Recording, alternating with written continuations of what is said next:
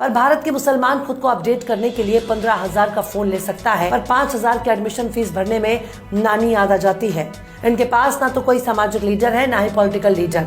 अगर कोई सियासी लीडर इनकी क़यादत के लिए तैयार भी होता है तो ये खुद ही उसे आरएसएस का एजेंट साबित करने लगते हैं। मतलब इनके पास सब कुछ है पर कायदे की खोपड़ी नहीं है। ये एकजुट होकर दरगाह बनाने के लिए पैसा इकट्ठा कर सकते हैं, ना बटोर सकते हैं। एकजुट होकर महज एक रात के लिए बड़े शायर को बुलाने के लिए 5 लाख का चंदा इकट्ठा कर सकते हैं, पर एकजुट होकर खुद के लिए स्कूल, कॉलेज, यूनिवर्सिटी बनाने के लिए पैसा इकट्ठा नहीं कर सकते।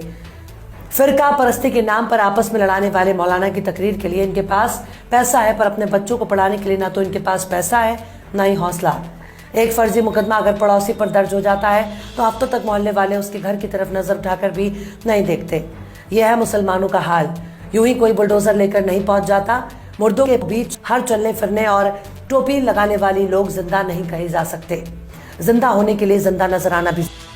इनके पास सब कुछ है, पर इकट्ठा होकर अपना नेता चुनकर संसद और विधानसभा में पहुंचाने की ताकत नहीं है। अगर मुसलमानों के बीच से कोई एक नेता खड़ा हो जाता है, उसको गिराने के लिए खुद इन्हीं के बीच से एक और मुसलमान खड़ा होकर मुकाबला करता है। मतलब आपस में लड़कर ये दूसरों को जिताने में यकीन रखते हैं, पर औकात नहीं है कि खुद का कोई नेता चुन सके। मुस्लिमों में कोई नेता मिले ना मिले, लेकिन दलाल जरूर मिल जाएंगे जो थाने की दलाली करते हैं। पर भारत के मुसलमान खुद को अपडेट करने के लिए 15,000 का फोन ले सकता है, पर 5,000 की एडमिशन फीस भरने में नानी याद आ जाती है।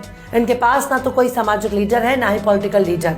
अगर कोई सियासी लीडर इनकी क़यादत के लिए तैयार भी होता है तो ये खुद ही उसे आरएसएस का एजेंट साबित करने लगते हैं। मतलब इनके पास सब कुछ है, पर कायदे की खोपड़ी नहीं है। ये एकजुट होकर दरगाह बनाने के लिए पैसा इकट्ठा कर सकते हैं, ना बटोर सकते हैं। एकजुट होकर महज एक रात के लिए बड़े शायर को बुलाने के लिए 5 लाख का चंदा इकट्ठा कर सकते हैं, पर एकजुट होकर खुद के लिए स्कूल, कॉलेज, यूनिवर्सिटी बनाने के लिए पैसा इकट्ठा नहीं कर सकते। फिरका परस्ती के नाम पर आपस में लड़ाने वाले मौलाना की तकरीर के लिए इनके पास पैसा है, पर अपने बच्चों को पढ़ाने के लिए ना तो इनके पास पैसा है, ना ही हौसला। एक फर्जी मुकदमा अगर पड़ोसी पर दर्ज हो जाता है तो हफ्तों तक मोहल्ले वाले उसके घर की तरफ नजर उठाकर भी नहीं देखते। यह है मुसलमानों का हाल। यूं ही कोई बुलडोजर लेकर नहीं पहुंच जाता। मुर्दों के बीच हर चलने फिरने और टोपी लगाने वाली लोग जिंदा नहीं कहे जा सकते। जिंदा होने के लिए जिंदा नजर आना भी। इनके पास सब कुछ है, पर इकट्ठा होकर अपना नेता चुनकर संसद और विधानसभा में पहुंचाने की ताकत नहीं है।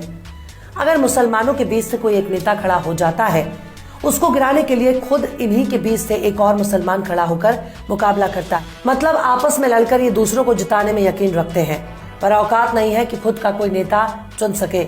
मुस्लिमों में कोई नेता मिले ना मिले, लेकिन दलाल जरूर मिल जाएंगे जो थाने की दलाली करते हैं।